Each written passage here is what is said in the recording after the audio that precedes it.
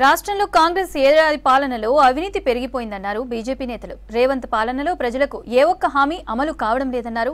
విచారణలో ప్రభాకర్ రావు ఇచ్చిన స్టేట్మెంట్ ని బయటపెట్టాలని డిమాండ్ చేశారు. సీఎం రేవంత్ కాళేశ్వరం అవినీతిపై సీబీఐ విచారణకు డిమాండ్ చేయాలన్నారు. రైతుల కోసం రాష్ట్ర ప్రభుత్వంతో కలిసి పనిచేస్తామన్నారు బీజేపీ నేతలు.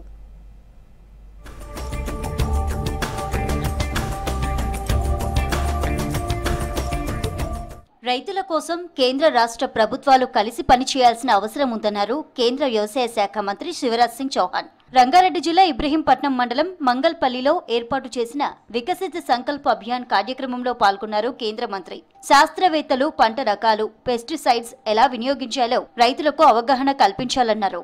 దేశ జీడీపీలో వ్యవసాయ రంగానికి 18% ఉందని చెప్పారు కేంద్ర మంత్రి. कृषि को बेहतर बनाने दिनों रात आपके साथ मिलने का करूँगा प्रधानमंत्री जी के नेतृत्व में। और यहाँ मैंने कहा कि मेरे किसान खेती खेती के मामले में मिलकर काम किया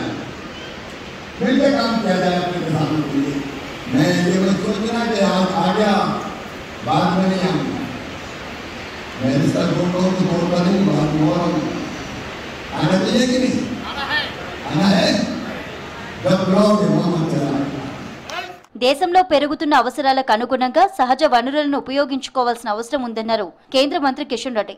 ముఖ్యంగా మినరల్ సెక్టార్లో క్రిటికల్ మినరల్స్ కు చాలా డిమాండ్ ఉందన్నారు. హైదరాబాద్ బండ్లగూడ JSITIలో జరిగిన నెక్స్ట్ జనరేషన్ జియోఫిజిక్స్ 2025 కాన్ఫరెన్స్ లో పాల్గొన్నారు కిషన్ రెడ్డి. డ్రిల్లింగ్ విధానంలో 2 నూతన హైడ్రాలిక్ బోర్ వెహికల్స్ ప్రారంభించారు.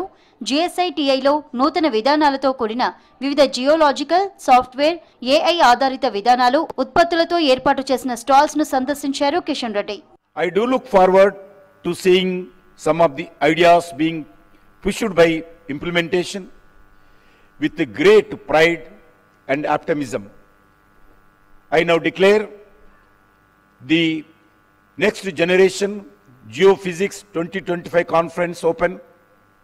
Wishing all of you productive, insightful and inspiring for these 2 days ahead.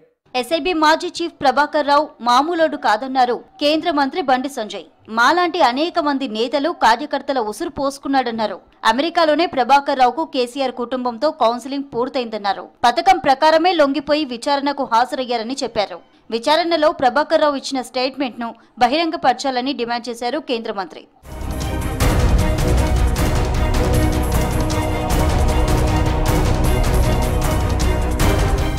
CM Revanth Reddy ఏడాదిన్నర పాలనలోనే చాలా అవినీతి జరిగిందన్నారు బీజేపీ ఎంపీ లక్ష్మణ్. అందుకే రేవంత్ రెడ్డి కుర్చీ కాపాడుకోవడం కోసం తరచూ ఢిల్లీ చుట్టూ తిరుగుతున్నారన్నారు.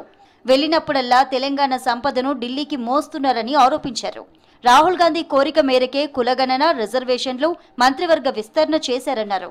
కాళేశ్వరం అవినీతిపై సీబీఐ విచారణకు రేవంత్ డిమాండ్ చేయాలన్నారు లక్ష్మణ్.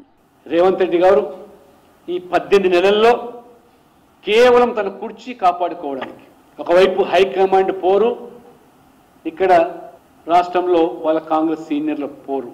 రాహుల్ గాంధీని కలవడానికి ఢిల్లీ పర్యటనలు 45 సార్లు, రైతులు మరి రుణమాఫీ అని చెప్పి మోసం చేశారు. ఇప్పుడు రైతు భరోసా పేరు మీద కేంద్రం మోదీ ఇచ్చేటువంటి ఆర్థికపరమైన పెట్టుబడి ఆర్థిక సాయం తప్పితే ఒక చిల్లి గవ్వ ఈ రేవంత్ రెడ్డి గారి ప్రభుత్వం 18 నెలలు అవుతున్నా ఇవాళ నాట్లు వేస్తున్నాం కానీ రూపాయి వస్తలేదని చెప్పి ఆవేదన వ్యక్తం చేస్తారు. ఢిల్లీలో కేంద్ర హోంమంత్రి అమిత్ షాను కలిశారు ఎంపీ అరవింద్. నిజామాబాద్ లో జాతీయ పసుపు బోర్డు ప్రధాన కార్యాలయాన్ని ప్రారంభించేందుకు అమిత్ షాను ఆహ్వానించామన్నారు. అందుకు అమిత్ షా సానుకూలంగా స్పందించారని తెలిపారు. పసుపు బోర్డు ఏర్పాటుతో స్థానిక యువతకు అనేక ఉద్యోగాలు లభిస్తాయన్నారు అరవింద్.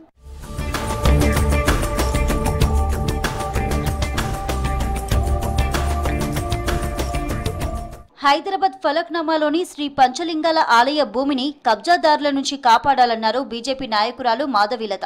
ఆలయానికి చెందిన 3 ఎకరాల భూమిని కబ్జా చేసి అక్రమంగా ఇండ్లు నిర్మించుకున్నారని చెప్పారు. కబ్జాదారులపై చర్యలు తీసుకోవాలని వానరసేన నేతలతో కలిసి ప్రజావాణిలో కలెక్టర్కు ఫిర్యాదు చేశారు మాధవీలత.